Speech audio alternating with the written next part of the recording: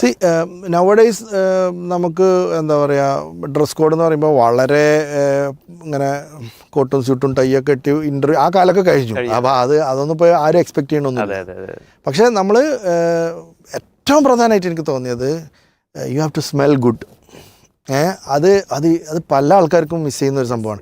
കാരണം നമുക്ക് മനസ്സിലാവും. കാരണം എന്താ വെച്ചാൽ മേ ബി ഇയാൾ രാവിലെ 6 മണിക്ക് ഒരു ബസ്സിൽ കയറിയിട്ട് ഓടി വേറെ ഒരു ബസ് സ്റ്റാൻഡിൽ ഒന്ന് ഇറങ്ങി ട്രാൻസിറ്റ് ചെയ്തിട്ടൊക്കെ ആയിരിക്കും വരുന്നത്. സോ അത് ചിലപ്പോൾ വേർത്തിട്ടുണ്ടോ അതൊക്കെ ഉണ്ടാവും. അങ്ങനത്തെ ആൾക്കാർ ചിലപ്പോൾ അങ്ങനെ വേർപ്പിൻ്റെ പ്രശ്നം ഉണ്ടെങ്കിൽ ഞാനത് പറയണത് ചിലപ്പോൾ ഓക്വേർഡായി തോന്നും.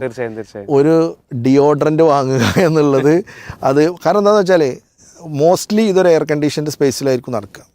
ദ മൊമെൻറ്റ് യു എൻ്റർ നമുക്ക് ആ വിയേർഡായിട്ടുള്ള സ്മെല്ല് കിട്ടും. അപ്പോൾ അത് ഓവറോൾ ആ ഇംപ്രഷൻ ടോട്ടലി പോകാനുള്ള മാത്രമല്ല ഇത് ഇയാൾ പോയാലും പിന്നെ എനിക്ക് അനുഭവമുള്ളതുകൊണ്ടാ പറയുന്നത്. പോയാലും പിന്നെ നമ്മളിത് കൊടുക്കും.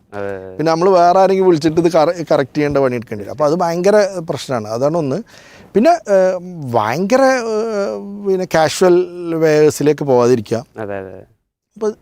ഇപ്പം ബോയ്സ് ആണെങ്കിൽ ഒരു ജീൻസ്, ഈവൺ ഒരു നല്ല ടീഷർട്ട്, ഒരുപാട് പിന്നെ സൂപ്പർമാനൊന്നും ഇല്ലാത്ത അതുണ്ടല്ലോ